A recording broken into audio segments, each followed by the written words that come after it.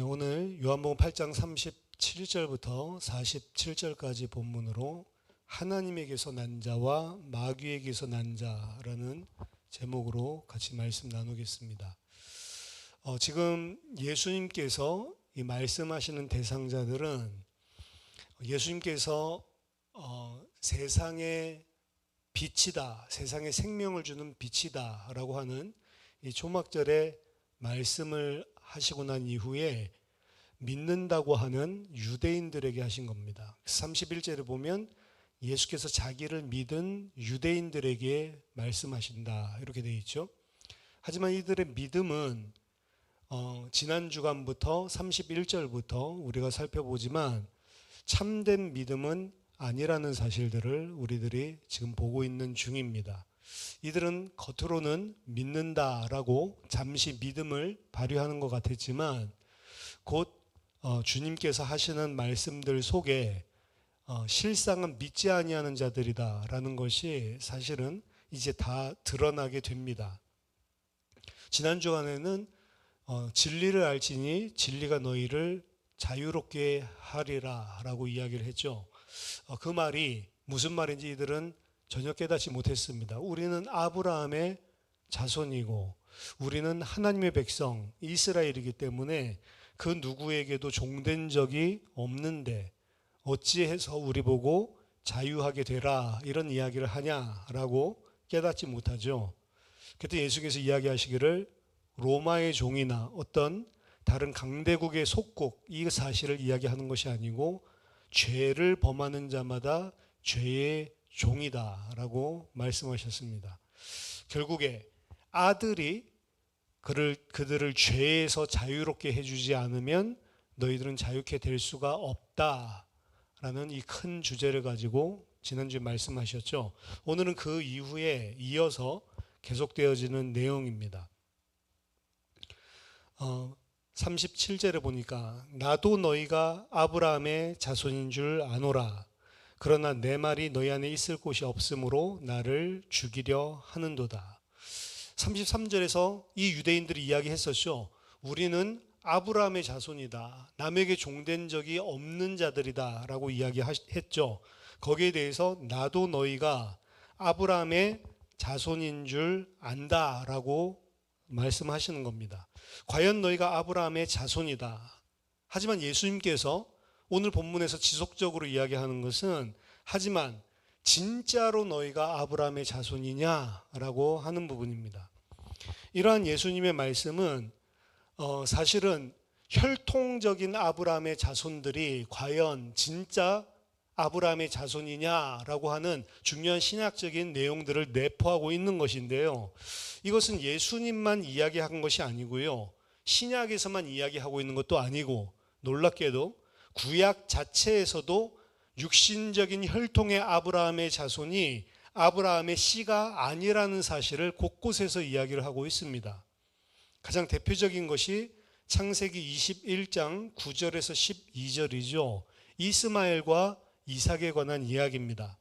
사라가 본즉 아브라함의 아들 애굽 여인 하갈의 아들이 이삭을 놀리는지라. 이스마엘이 8살인가 많죠?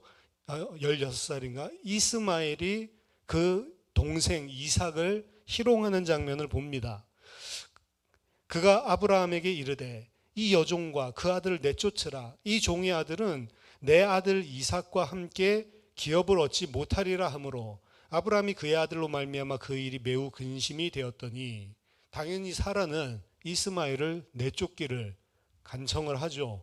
그것 때문에 아브라함도 자신의 두 아들이니까 어머니는 다르지만 사실은 여기에 대해서 근심하고 있을 때 하나님께서 창세기 21장 12절에 말씀하십니다. 하나님이 아브라함에게 이르시되 네 아이나 네 여종으로 말미암아 근심하지 말고 사라가 내게 이른 말을 다 들으라. 이삭에게서 나는 자라야 네 씨라 부를 것임이니라. 아브라함의 자손, 아브라함의 아들들, 이게 다 씨라는 이야기거든요. 아브라함에게서 이스마엘도 태어났고 이삭도 태어났고 육신적으로 본다면 이스마엘도 아브라함의 씨고요. 이삭도 아브라함의 씨입니다. 근데 하나님께서 나타나셔서 이삭에게서 나는 자라야만 네 씨라 부름을 받게 될 거다. 혈통적인 아브라함의 씨가 아니라는 것들이 사실은 이미 여기에 내포되어 있는, 암시되어 있는 그런 구절이죠. 아브라함의 씨라고 해서 다 아브라함의 씨가 아니다. 사람 말이 아니고 하나님이 말씀해 주시는 장면입니다. 이와 같은 맥락에서 신약에서 바울은 이렇게 이야기하죠. 로마서 2장 28절 29절 보면 무릇 표면적인 유대인이 아니요 표면적인 육신의 할례가 아니니라. 오직 이면적 유대인이며 할례는 마음에 할지니 영에 있고 율법 조문에 있지 아니한 것이니라. 바울도 표면적으로 혈통적으로 유대인이 아니다라고 이야기하고 표면적으로 할례 받았기 때문에 그 사람이 할례 받은 게 아니다. 진짜 할례는 마음에 받아야 되는 거다. 영에 받아야 되는 거다라고 이야기를 하죠. 이러한 개념들이 사실은 아브라함의 혈통적인 씨, 이게 중요한 게 아니고 영적인 마음에 있는 것이 중요하다라고 하는데 이 바울의 이 언어, 이것도 신약에서 바울이 갑자기 이야기한 게 아니라는 거. 예레미야서 9장 25절 26절에 이미 구약 성경에 예레미야가 한 이야기입니다. 예레미야를 통해서 하나님께서 말씀 주십니다. 예레미야서 9장 25절 여호와의 말씀이니라 보라 날이 이르면 할례 받은 자와 할례 받지 못한 자를 내가 다 벌하리니 곧 애굽과 유다와 에돔과 암몬 자손과 모압과 및 광야에 살면서 살적을 깎은 자들에게라. 무릇 모든 민족은 할례를 받지 못하였고 이스라엘은 마음의 할례를 받지 못하였느니라. 여기 보면 여러 이방인들 이야기하죠. 이방 족속들 애굽, 유다, 에돔, 암몬, 모압, 광야. 할례 받은 자들을 뭐라고 표현하냐면 이들 가운데 유다도 포함되어 있는데 살적을 깎은 자들 이렇게 표현을 합니다. 그러면서 무릇 모든 민족은 지금 여기서 열거된 모든 민족들은 할례를 받지 못한 자들이고 여기 유다도 들어가 있었죠. 유다는 너희는 살적을 깎았는지 모르겠지만 이스라엘은 마음의 할례를 받지 못하였느니라. 그러니까 신약의 바울이 갑자기 이야기한 게 아니고 이미 구약에서부터 이 이야기를 한 거죠. 그래서 마음의 할례를 받지 못하면 육신의 할례를 받았더라도 할례자가 될 수 없다. 이미 구약에서 이야기하는 거고요.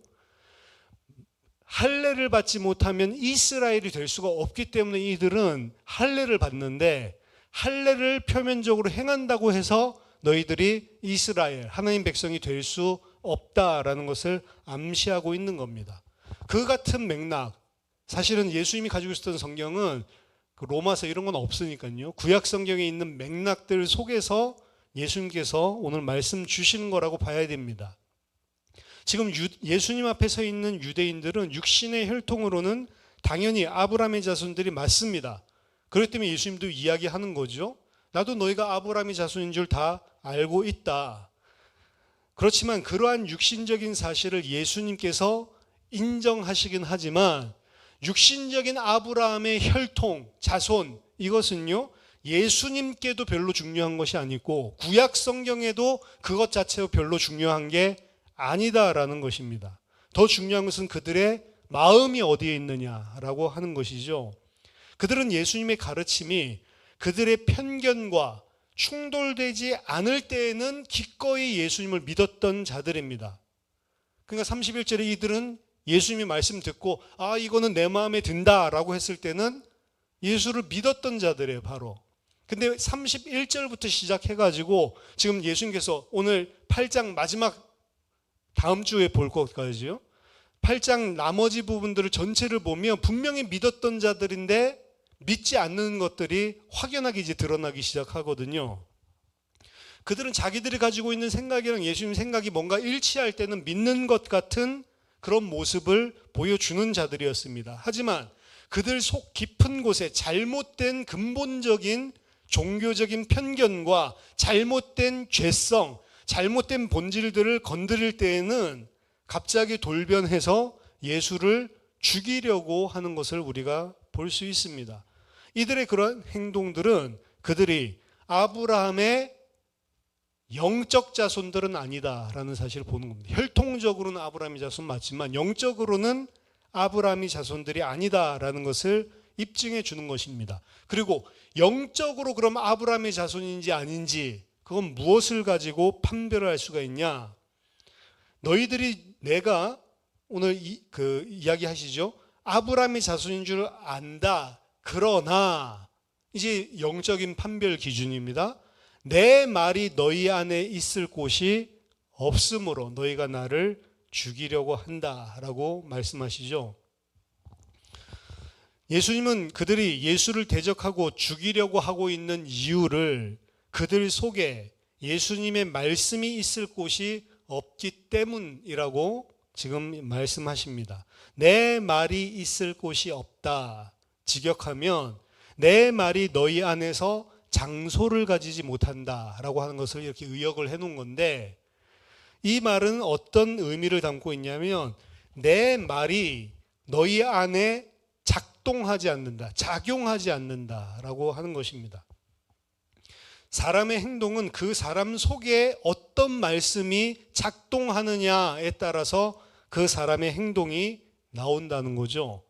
근데 내 말씀이 너희 속에서 너희를 작동시키지 않고 있다라고 이야기하는 겁니다. 사람 속에 무슨 말이 들어있느냐에 따라서 그들의 행동은 좌우된다라는 것을 전제로 지금 말씀하고 계시는 겁니다. 38절, 나는 내 아버지에게서 본 것을 말하고 너희는 너희 아비에게서 들은 것을 행하느니라.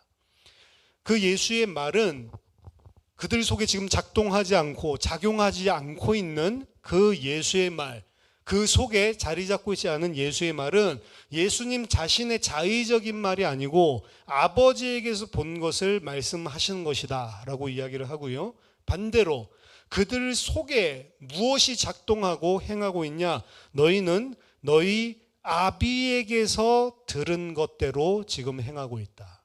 그러니까 예수님에게서 들은 것은 아버지의 말씀인데, 예수님이 하시는 말씀은 자기가 자의로 하는 게 아니고 아버님께서 나에게 주신 말씀을 그들에게 전달하는 건데, 그들 속에는 그 아버지의 말씀이 작용을 안 하고 있다라고 하는 거고, 반대로 그들 속에 있는 다른 말씀이 그들을 작용시키고 있는데, 그것은 어디에게서 온 거냐? 너희 아비에게서 온 거다. 나는 나의 아버지의 말씀이 내 속에서 작동하고 너희들에게 그 아버지의 말씀을 전하고 있는 거고, 너희에게는 그 말씀이 거할 곳이 없다라고 하는 것은 너희는 아버지가 다르다라고 하는 겁니다. 예수님은 왜 하나님의 아버지냐? 아버지 말씀이 그 속에서 작용을 하고 있는 거고, 그들은 하나님의 아들이 아니라는 겁니다. 왜? 하나님의 말씀이 거할 곳이 없고 하나님의 말씀이 작동을 안 하고 있기 때문에. 그럼 그들은 뭐가 작동을 하고 있냐? 하나님이 아닌 그들의 아버지의 말씀이 그 속에서 작동하고 있는데, 그 아버지가 누구냐? 나중에 보면 마귀죠. 근데 아직 이 사람들은 예수님이 명확하게 말하지 않으니까 예수님이 하시는 말이 무슨 말인지를 알지 못하는 거죠. 대답하여 이르되 우리 아버지는 아브라함이라 다시 한번 주장을 하죠. 예수께서 이르시되 너희가 아브라함의 자손이면 아브라함이 행한 일들을 할 것이거늘 지금 하나님께 들은 진리를 너희에게 말한 사람인 나를 죽이려 하는도다. 아브라함은 이렇게 하지 아니하였느니라. 너희는 너희 아비가 행한 일들을 하는도다. 유대인들은 여전히 자신들의 아비는 아브라함이다라고 다시 한번 또 주장을 합니다. 하지만 예수님은 만약 너희 아버지가 아브라함이라면, 아브라함의 말이 너희 안에 있다면, 그러면 너희도 아브라함이 행한 것처럼 행할 수밖에 없을 것인데, 너희는 하나님께 들은 진리를 말하고 있는 나를 오히려 대적하고 죽이려고 하고 있다. 아브라함은 이렇게 한 적이 절대로 없다. 그렇기 때문에 너희는 아브라함의 자손이 아니다라고 예수님은 증명하고 있는 거죠. 너희가 그렇게 행하는 것은 너희 아비가 아브라함이 아니기 때문이다. 너희는 너희 아비의 행한 일들을 하고 있다.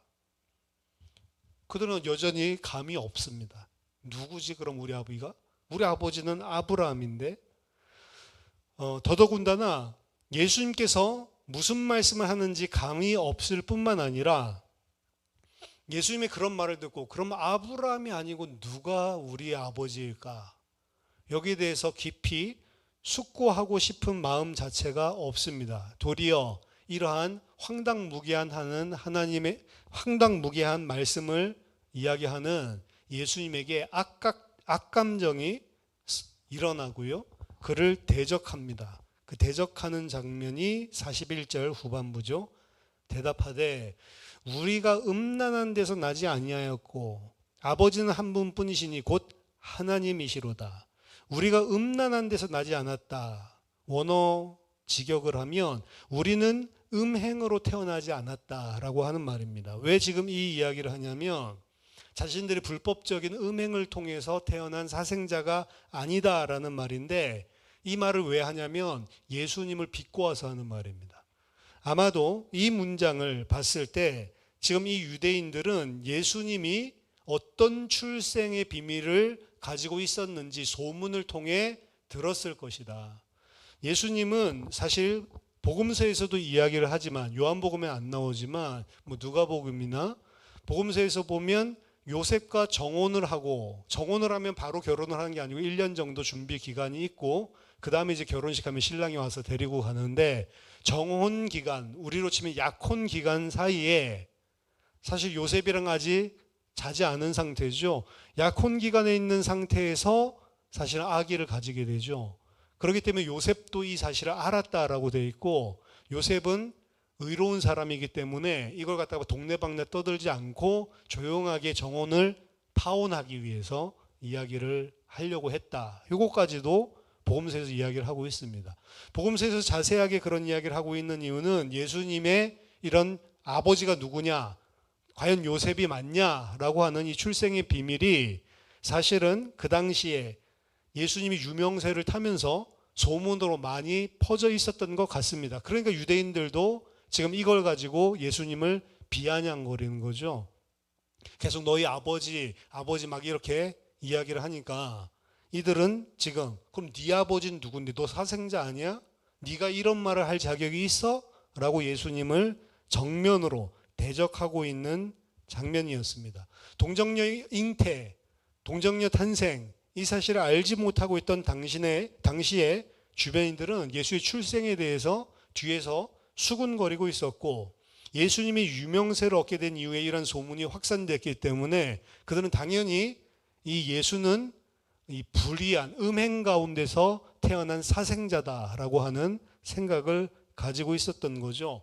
그래서 예수님이 이야기하는 것들을 사실은 맞받아치는데 예수님의 인격적인 잘못된 정보지만 인격적인 것들을 탁하고 모욕하면서 지금 대적하고 있는 모습입니다. 그러한 음란한 출생의 비밀을 가진 더러운 예수, 감히 너희가 우리 아버지를 말할 자격이 있어? 라고 하는 거죠. 너와는 대조적으로 그들은 우리의 아버지는 한 분이신 하나님이다 라고 주장을 합니다. 유대인들, 육신적인 아브라함의 자손들이 하나님의 장자요, 하나님의 아들들이다 라고 하는 점은 구약에서 빈번하게 출애굽기 이후에 계속해서 반복돼서 나오는 사실입니다. 그리고 이 사실에 대해서 그들은 육신적인 이스라엘, 육신적인 아브라함의 후손이었기 때문에 그들이 하나님의 장자요, 하나님의 아들이라는 점을 사실은 전혀 추호도 의심하지 않고 논쟁의 여지가 절대로 있을 수가 없다라고 굳게 믿고 있었던 거죠. 근데 거기에 대해서 42절에 예수님께서 대답하십니다. 예수께서 이르시되 하나님이 너희 아버지였으면 너희가 나를 사랑하였으리니 이는 내가 하나님께로부터 나와서 왔음이라. 나는 스스로 온 것이 아니요 아버지께서 나를 보내신 것이니라. 예수님은 구약의 증언 자체를 부정하지 않으십니다. 하지만 여전히 그 본문들이 과연 너희들에게 적용 가능한 거냐라고 하는 것을 이야기를 하십니다. 이 문제에 있어서 예수님이 중요하게 보시는 것은 그들이 정말로 하나님 아버지의 영적인 아들인가라고 하는 겁니다. 계속 똑같죠. 아브라함의 영적인 후손들이냐 아니면 혈통적으로만 아브라함의 후손들이냐. 구약에서도 혈통적으로만 아브라함의 후손들을 이스라엘이라고 하지 않는다. 같은 것입니다.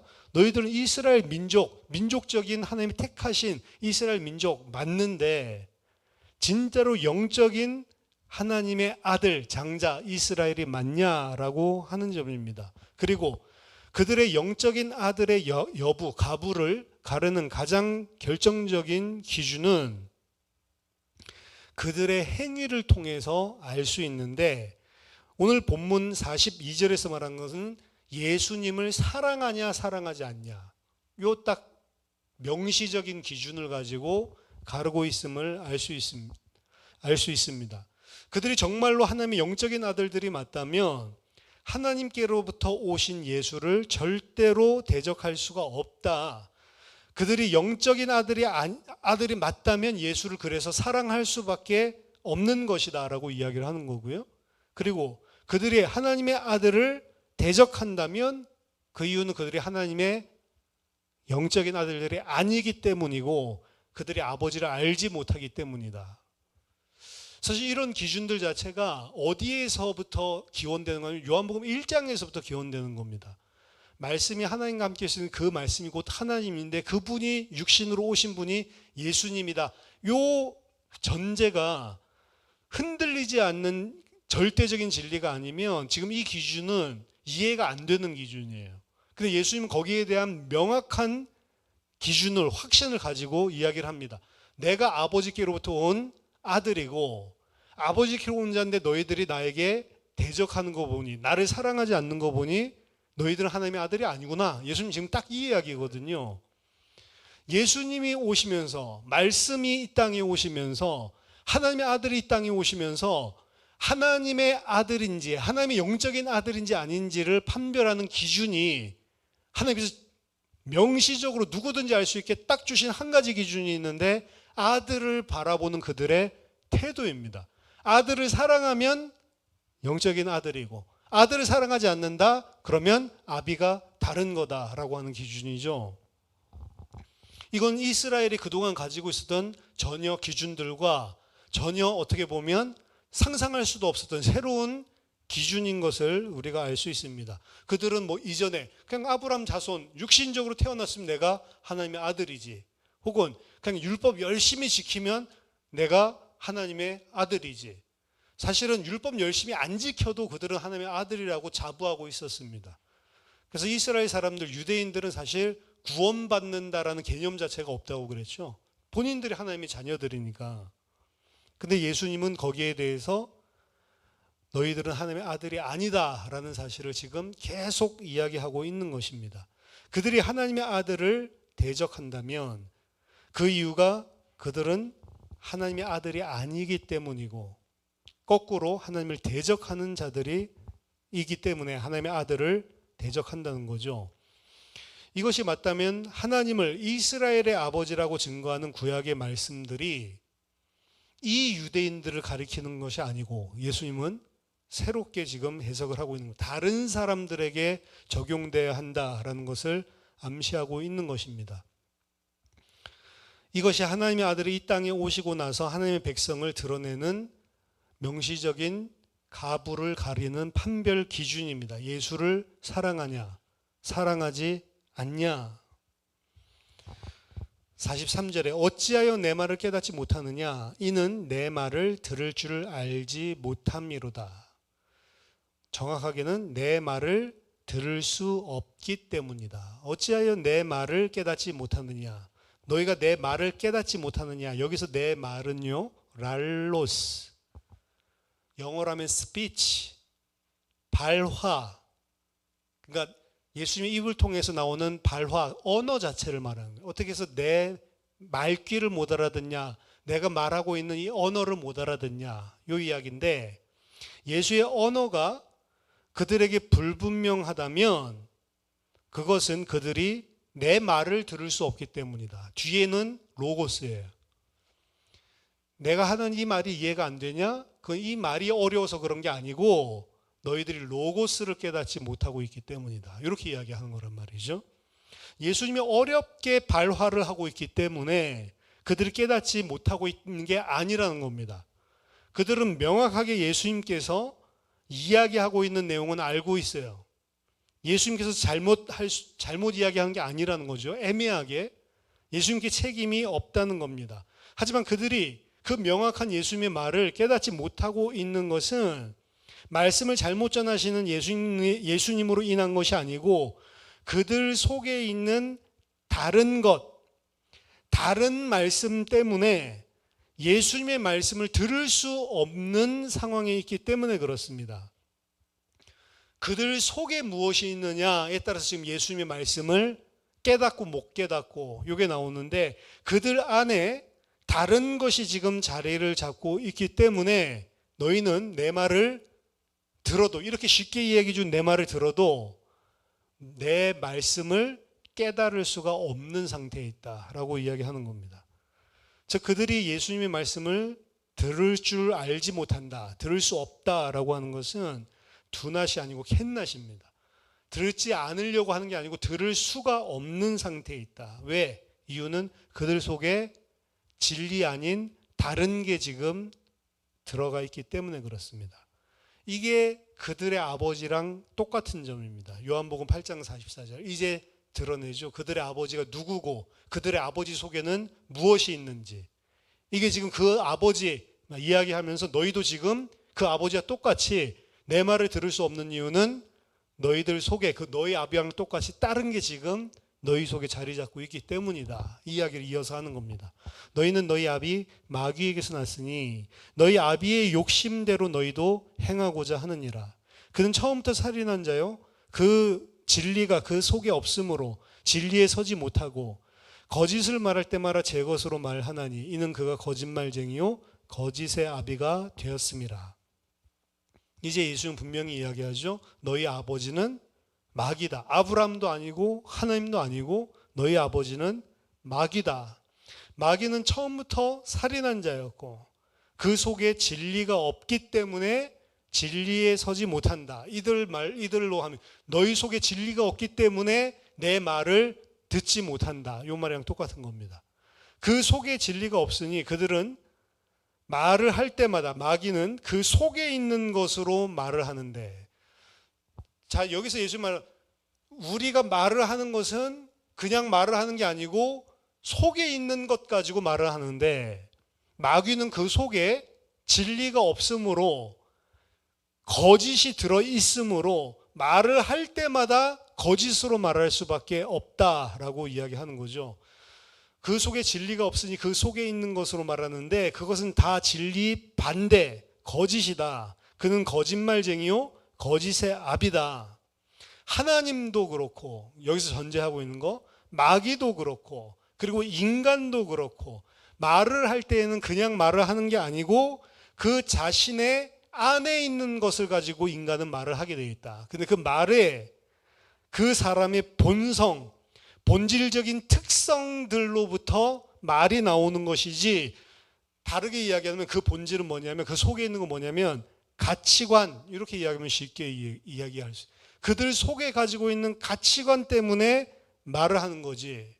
인간이 말과 행동 다 중요한데 말이 중요하다. 말하는 대로 된다라고 이야기를 하는 이유는 이런 것들입니다. 불신자들도 경험적으로 알아요. 그 사람들이 말하는 게 그냥 나오는 법이 없다라고 하는 겁니다. 그 사람 속에 가지고 있는 본성, 본질적인 것들이 말로 튀어나온다라는 것을 이야기하는 겁니다. 그래서 말 조심해라. 이 이야기는 중요한 것이긴 하지만 말 조심을 할 때부터는 내가 내 속에 있는 것들을 보기 시작을 한단 말이에요. 내 속에 있는 걸 안 보면 말 조심 안 하고 그냥 말을 한단 말이죠. 그때는 내 속에 있는 것 가지고 그냥 말을 하는데 그 말은요 반드시 나 자신으로부터 나오는 것이고 내 가치관으로부터 나오는 것일 수밖에 없습니다. 그럼 말 조심해라. 말 조심하기 때문에 그 사람이 변화되는 게 아니고요. 말 조심을 하는 순간 자기 속에 있는 것들을 계속 바라보고 성찰을 하게 된단 말이에요. 육신적인 이야기만 하는 겁니다. 그러면서 말이 조심스럽게 나올 때에는 정제되고 다듬고 자기 자신이 해야 할 말, 하지 않아야 될 말 이런 것들을 가리면서 말이 튀어나오게 되죠.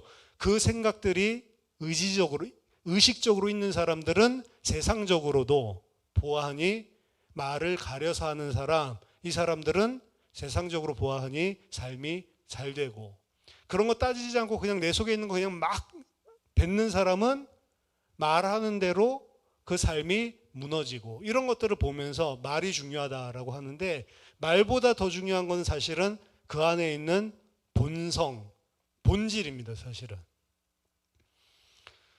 본성과 본질을 가지고 인간은 말을 하고, 여기서 전제되어 있는 겁니다. 본성과 본질에 의해서 인간의 행동이 튀어나온다.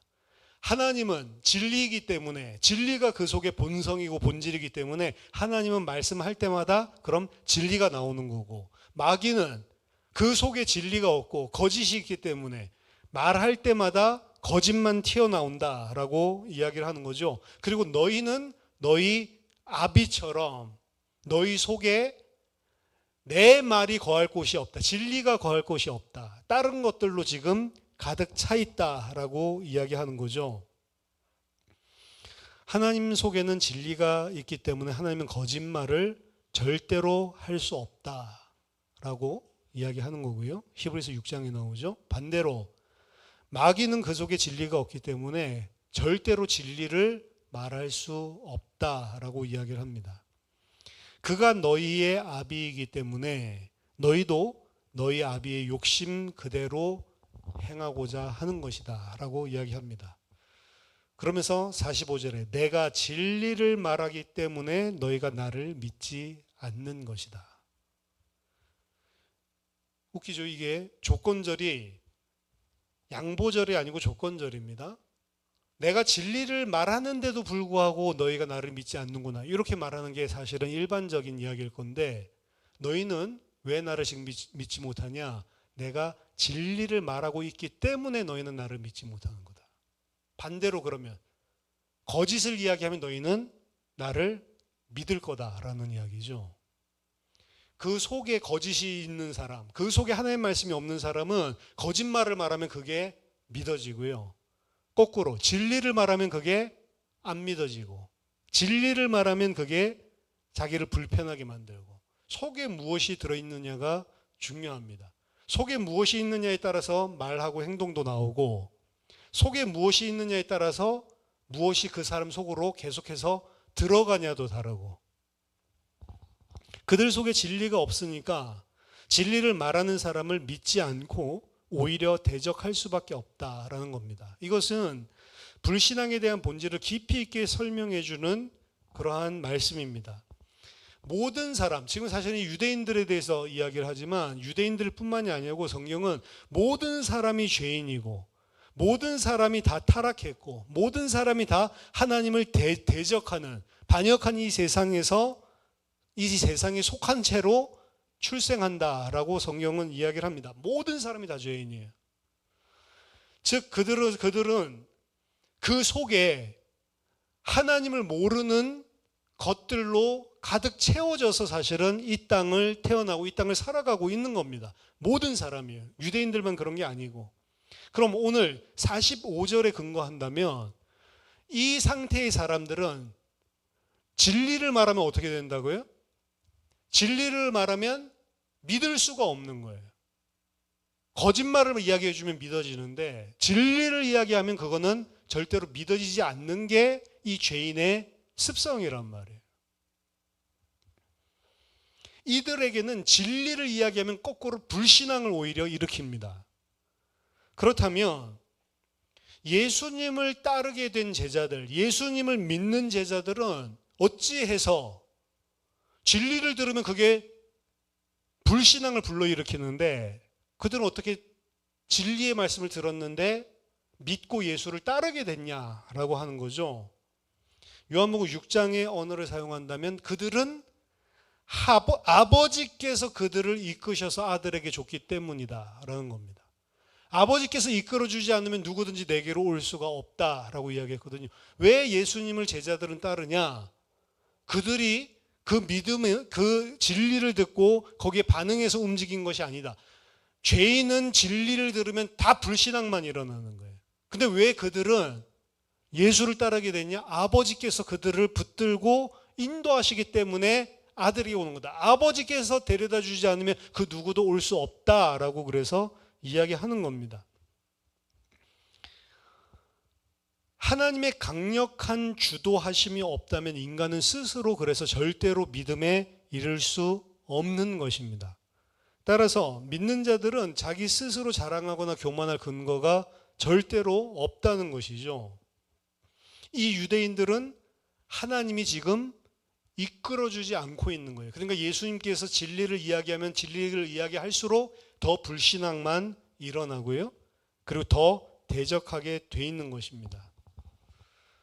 46절, 너희 중에 누가 나를 죄로 책잡겠느냐.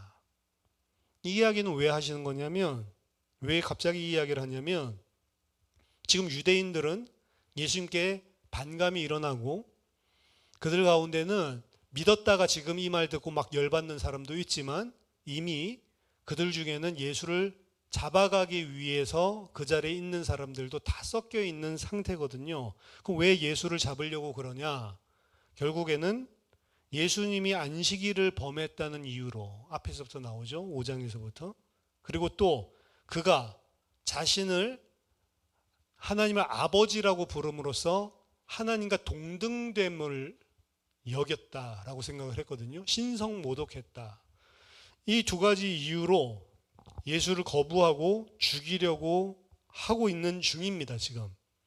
하지만 예수님께서는 너희 중에 나를 누가 죄로 책잡을 수가 있겠냐라고 물어보는 것은 과연 너희들이 진짜로 예수님이 죄를 지었다라는 사실을 증명해낼 수 있는 자가 있냐라고 반문하고 있는 것입니다. 즉 예수님은 뭘 전제로 하고 있냐면 너희들 중에 아무도 명확하게 내가 죄를 범했다라는 사실을 말할 수 있는 사람이 없다라는 것을 예수님은 확실하게 아는 상태에서 지금 이 이야기를 하시는 거죠. 그러면서 예수님께서 나를 죄인으로 확실하게 말할 수 있는 증거도 되지 못하면서 나를 그냥 무조건 지금 죽이려고 하고 있어? 라고 하는 부분들을 찌르면서 뭘 건드리시는 거냐면 반대로 만약 너희들이 내가 죄인이라는 것을 확실하게 증명할 수 없다면 지금 너희들이 날 죽이려고 하는 그 행동은 왜 어디서 지금 튀어나오고 있는가? 이걸 봐야 되는 거 아니야? 라고 하는 겁니다. 자기 속을. 예수님을 명확하게 죽일 만한 증거를 채택하고 증인을 할 수 있다라고 한다면 이들은 아무 거리낌 없이 잡아갈 수가 있어요. 근데 나를 책잡을 수 있을 만한 게 진짜로 있어? 라고 물어보시는데 사실은 이들은 그 말을 들으면 그렇지, 진짜로 내가 데려갈 수 있나? 만약 그 자신이 없다면 자신이 없는데 그럼 나는 왜 저 사람을 저렇게 죽이려고 이런 마음이 일어나지? 자기 자신을 사실은 살펴봐야 되는 거예요. 근데 이들은 자기 자신이 속에서 무엇이 지금 작동되고 있는지를 전혀 볼 생각을 안 하는 겁니다. 내가 뭘 잘못 그럼 판단하고 있지? 내가 혹시 뭐 잘못 생각하고 있는 거 아니야? 당연히 자문해보고 깊이 생각해봐야 되는 건데 이들은 그런 합리적인 반응을 절대로 안 하고 있는 겁니다. 그래서 너희가 나를 죄책 잡아가지고 나를 어떻게 판결에 넘길 수 있겠냐라고 이야기를 했을 때 거기에 대한 일시적인 반응을 못함에도 불구하고 그들은 그런데 왜 내가 예수를 이렇게 죽이고 싶어 하지? 그 모습을 쳐다보는 그런 합리적인 반응도 안 나오고 있다는 거죠. 근데 그것은 그들이 그렇게 할 수 없는 것입니다. 왜? 그것은 하나님께 속한 자들만, 하나님 끌고 가는 자들만 일어나는 생각이기 때문에 그래요. 그들은 예수님을 죽이려고 한다. 근데 법적인 근거가 없는데도 그냥 무조건 지금 막 불태서 죽이려고 하는 이 상황을 사실은 전혀 이상하게도 생각하지 않고 그게 무엇인지에 대해서 고민도 안 하고 무조건 예수 죽일 생각만 하고 있는 상태인데 그 이유는 뭐냐? 그들 속에는 원래부터 진리가 없는 자들이고 하나님께서 그들에게 불가항력적인 주도적인 은혜를 주고 있지 않기 때문에 그들 자신은 절대로 할 수 없는 상태이기 때문에 그렇습니다. 내가 진리를 말하는데도 어찌하여 나를 믿지 아니하느냐. 하나님께 속한 자는 하나님의 말씀을 듣나니 너희가 듣지 아니함은 하나님께 속하지 아니하였음이로다. 그들이 그러지 않는 이유, 너희는 하나님께 속한 자가 아니기 때문에 아예 그런 생각조차 못한다. 하나님의 말씀 진리를 말하는데 믿지 않는 이유, 너희가 하나님께 속하지 않았기 때문이다. 거꾸로 하나님께 속한 자는 하나님의 말씀을 듣고, 이 듣는 건 그냥 듣는다는 게 아니고 순종하고를 포함한 겁니다. 하나님의 말씀을 듣고 믿게 돼 있는 것이고, 하나님께 속하지 않은 자는 하나님의 말씀을 듣지 않고 순종하지 않고 믿지 않음. 아니 거길 더 나가서 아예 들을 수도 없고 믿을 수도 없다라고 이야기를 하는 겁니다. 너희들은 내 말을 들을 수도 없고 내 말을 믿지도 못하는 거 보니 너희 아버지는 하나님이 아니고 마귀구나 라고 이야기를 하는 것입니다. 자, 오늘 본문이 사실은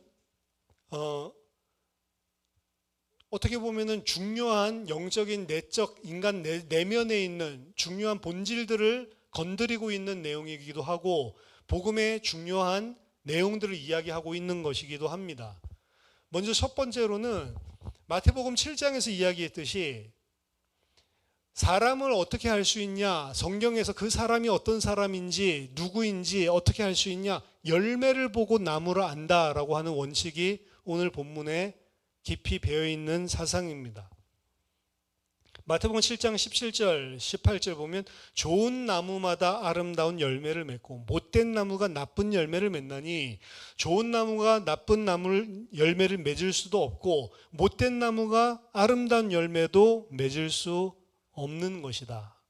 그래서 7장 22절에 이러므로 그들의 열매로 그들을 알리라. 나더러 주여 주여 하는 자마다 천국에 들어갈 것이 아니요 다만 하늘에 계신 내 아버지의 뜻대로 행하는 자라야 들어가리라. 믿음은 말로 알 수 있는 게 아니라는 겁니다. 믿음은 뭘로만 알 수 있냐? 그 행위를 통해서만 믿음이 있는지 없는지를 알 수 있다는 거죠. 믿음과 행위, 믿음과 삶은 절대로 따로 구분할 수 있는 게 아니라는 것입니다. 행위가 중요하다라고 이야기하는 게 아니에요. 믿음 없이도 행위할 수 있습니다. 그렇죠. 그 흔히 우리는 종교 생활 이렇게 이야기를 하는데 혹은 율법 생활 이렇게 이야기를 하는데 믿음 없이 행위로 할 수 있어요. 근데요, 믿음 없이 하는 행위는요, 그 속에 믿음이 없는데 행위만 하고 있다라고 한다면 그것도 반드시 열매로 드러나게 되어 있습니다. 결국에는 오래 고지 못하고 반드시 그 속에 뭐가 있는지가 드러나게 되어 있는 거예요. 결국에는 드러나요. 왜냐하면 우리는 결국에 속에 있는 것이 없는데 한다라고 하는 것은 내가 애쓴다는 거고 힘들게 하고 있는 거거든요. 그 사람은 애쓰고 힘든 걸 계속 못하게 돼 있어요. 지치게 돼 있어요.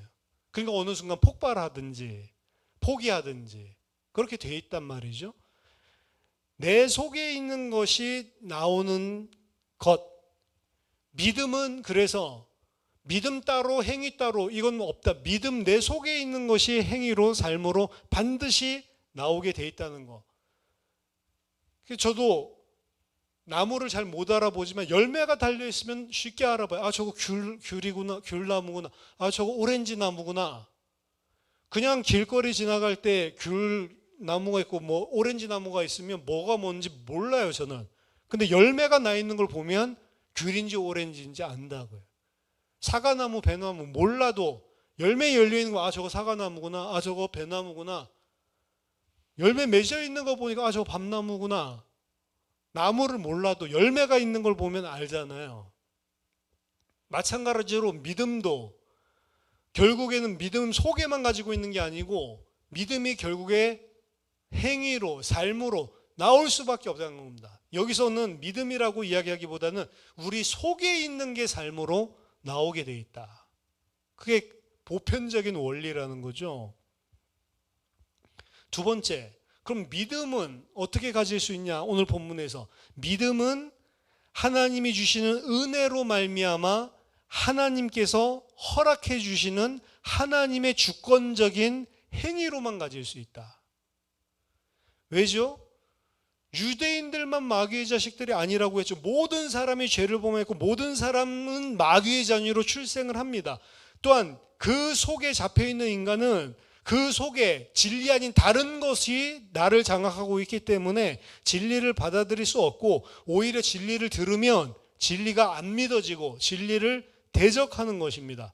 그리고 진리를 말해주는 사람을 미워하고 그를 죽이려고 하는 것입니다.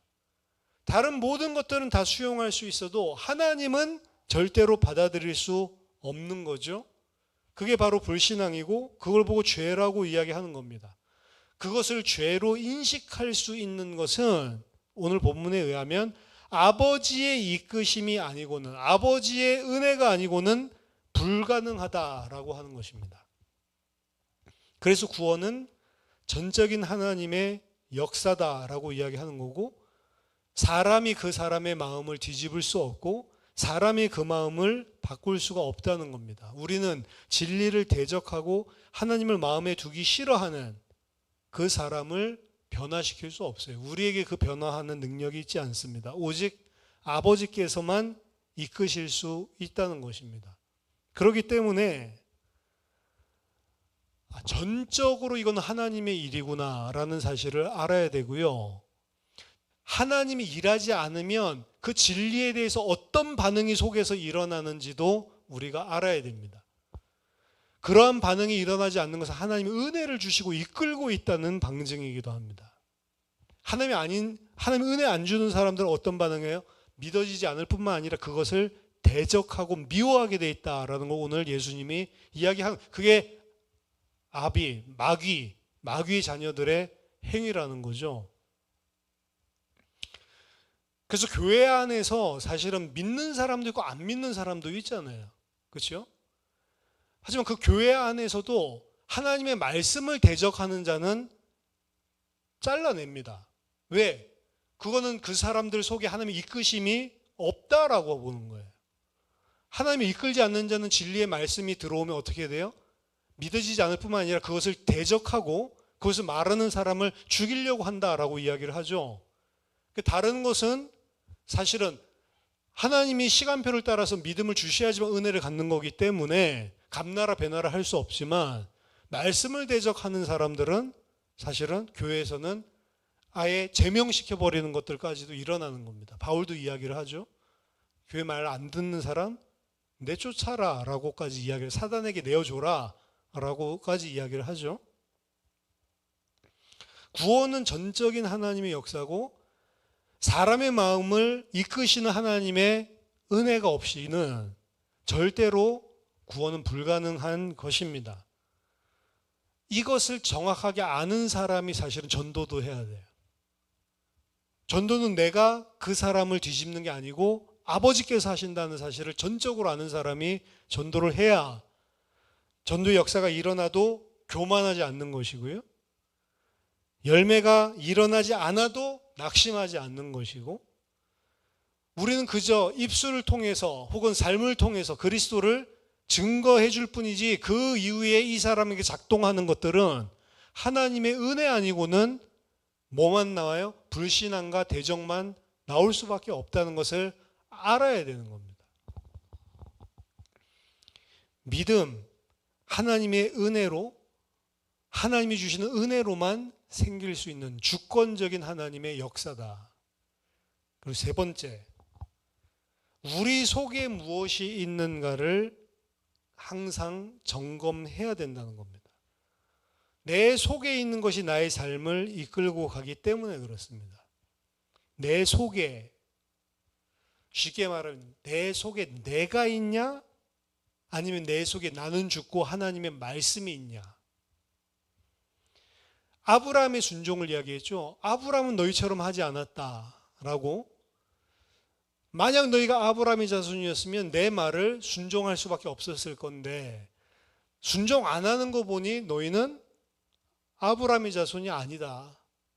아브라함은 내게 그러지 않았다. 아브라함은 어떻게 해서 순종할 수 있었습니까? 창세기 22장에 자기 생각이 죽고 하나님의 말씀만 들어가는 거예요. 말하자면 자기 생각이란 뭐죠? 당연히 할 수밖에 없는 생각, 세상 사람들, 육신적인 사람들 당연히 할 수밖에 없는 생각. 아니, 내 아들을 갖다가 제물로 바치라는 게 말이 돼? 이게 당연한 생각이에요. 하나님을 대적하는 사람들, 아까 전에 그 속에 진리가 없는 사람들, 내 속에 내 생각이 주를 이루고 있냐, 아니면 하나님의 말씀이 주를 이루고 있냐. 순종은 어디에서 나오냐? 내가 죽고 하나님의 말씀이 살아있을 때만 순종이 나오는 거예요. 그러니까 내 자신을 살펴봐야 된다는 거예요. 전적으로 아브라함 속에 하나님의 말씀만 가득 차 있고 자기 자신은 죽었기 때문에 독자 이삭까지도 바칠 수 있었던 것이고, 전적으로 하나님의 말씀만 들어가 있었기 때문에 내가 바치라고 하니까 바치는 것이고, 하나님의 말씀은 또 그를 통해 씨를 준다고 했으니까 그를 바쳐도 하나님께서 다시 살리실 수 있고, 하나님은 어떤 방법을 통해, 내 생각은 상관없어요. 어떤 방식, 어떤 능력으로든지 하나님은 반드시 말씀을 이루시는 분이기 때문에 순종이 가능한 것이었거든요. 그럼 내 속에 내가 있냐, 아니면 내 속에 하나님의 말씀이 있냐, 요거를 점검해야 된다는 거죠. 언제 무엇인가를 중요한 것을 선택하고 결정하고 행동해야 될 때, 말해야 될 때. 내가 있다는 것은 내 욕심대로 행할 수밖에 없는 거고, 그 상태가 바로 마귀의 자녀의 상태입니다. 너희도 너희 아비를 따라 네 욕심을 행하고자 하는도다. 그 상태를 더 영적으로 극단적인 표현으로 해본다면, 내가 내 마음대로 내가 있다라고 하는 것은 내 마음속에 마귀의 말씀이 있다는 거예요. 사실 내 말이 아니고요, 내가 아니고, 내가 살아있다라는 건 내가 아니고 내 속에 마귀의 말씀이 장악을 하고 있다는 거예요.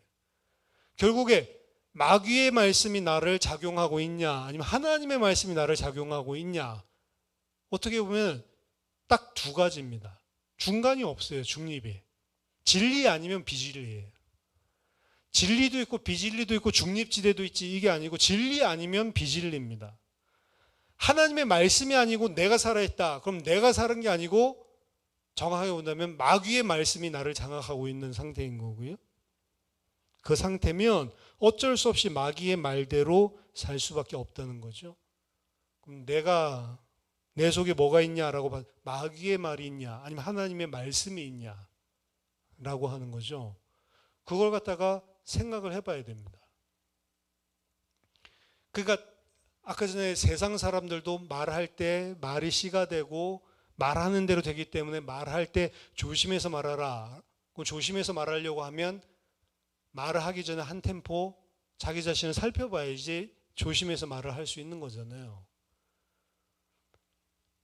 하나님의 말씀이 있냐, 마귀의 말이 내 안에 있냐, 이런 것들을 말을 할 때, 선택을 할 때, 행동을 할 때 한 템포 생각을 하고 내 속에 무엇이 있는지 항상 점검을 해야 된다니까요. 안 그러면 우리는 어떻게 해요? 마귀의 말을 따라서 장악되어서 작용을 하게 돼 있다는 거예요, 인간이. 그게 인간의 죄성이고, 내 자신을 죽고, 바울도 이야기했죠. 나는 날마다 죽노라 라고 이야기를 했는데, 내 자신을 죽이고 하나님의 말씀이 나를 장악하도록 하지 않으면, 거기에 대한 인식이 없이 그냥 하면 우리는 항상 나로 살게 돼 있고, 그것은 마귀의 말씀이다. 사실은 마귀의 말씀에 따라서 사는 반응이 나오게 돼 있다. 우리 체질 자체가 그렇다는 겁니다. 이 유대인들은 지금 영적인 사실들을 전혀 알지 못하기 때문에 예수님께서 지금 하시는 말을 아마 제가 봤을 때 그 앞에 듣고 있는 사람들이 뭔 이야기를 하냐 지금 도대체 하나도 깨달을 수 없었을 겁니다. 예수님 말씀하자, 내 말을 들을 수 없는 상태다 너희가. 사실은 만약 이게 들렸다면 그 뒤에 죽이려고 안 했겠죠. 근데 이 말이 지금 하나도 안 들리는 상태거든요, 이 유대인들은. 그러니까 결국에는 8장 제일 마지막 59절 돌을 들어서 쳐 죽이려고 하는 걸로 끝맺게 된단 말이에요. 이 말씀, 이 우리 속에 무엇이 있는지 이 부분을 우리가 항상 점검하고, 그리고 이 말이 무엇인지가 이해가 되어지고 깨달아진다. 이거는 하나님의 은혜라는 거죠. 왜? 하나님의 은혜 주시지 않으면 아예 이런 말을 들을 수 있는 기능이 우리는 없는 상태다라고 오늘 예수님이 이야기를 하니까요. 하나님에게서 난 자와 마귀에게서 난 자, 뭐가 차이겠냐? 하나님에게서 난 자는 그 속에 하나님의 말씀이 있고, 마귀에게서 난 자는 그 속에 마귀의 말씀이 있다. 그 속에 어떤 말씀이 있느냐에 따라서 말과 행동이 반드시 그 속에 가지고 있는 것을 통해 작용되어지고 표출되게 되어 있다. 내 속에는 무엇이 있는가? 구원받은 하나님의 백성은 이건 이제 구원받았으니까 무조건 하나님의 말씀이냐? 아닙니다. 구원받은 자 속에 여전히 지금 우리는 이 두 가지가 같이 싸우고 있어요. 한쪽에서는 하나님의 말씀을, 한쪽에서는 마귀의 말이 싸우고 있어요. 사실은 already but not yet이라고, 아직 완전을 향해서 가고 있는 길 중에서 항상 이 두 가지가 우리 속에 싸우고 있습니다. 그때 누구의 말을 듣느냐? 아예 말을 들을 수 없는 그 사람은 마귀의 자녀인 거고요. 말을 들을 수 있는 사람은 하나님이 이끌고 계시는 사람인데, 그때 누구의 말을 듣고 내 속에 나를 죽이고 하나님의 말씀을 따라 살 건지, 아니면 하나님의 말씀을 팽하고 나로 살 건지, 항상 이 갈림길에 있단 말이에요. 항상 자기를 말씀을 통해 점검하고 말씀이 여러분들을 장악하는 그런 삶을 살게 되기를 예수 그리스도의 이름으로 축원합니다. 기도하겠습니다. 살아계신 하나님 아버지, 은혜를 감사드립니다. 주의 말씀에 귀 기울일 수 있고 주의 말씀을 들을 수 있는 은혜를 주심을 감사드립니다.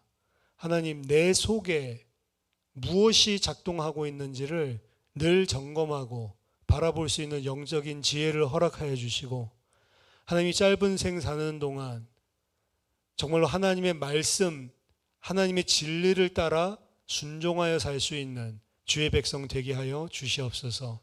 무엇을 말하고 행동하고 선택하고 결정할 때에 나 자신을 항상 말씀 안에서 비추어 점검하고 주님께 순종하기 위해 하나님 몸부림치며 주의 은혜를 간구하는 주의 백성들 되게 하여 주시옵소서. 그래서 우리를 통하여 진리가 전달되어지고 선포되어지고 주님께서 택하신 많은 자들이 주님 앞에 돌아오게 되는 생명의 역사가 늘 있게 하여 주시옵소서. 예수 그리스도 이름으로 기도하옵나이다. 아멘.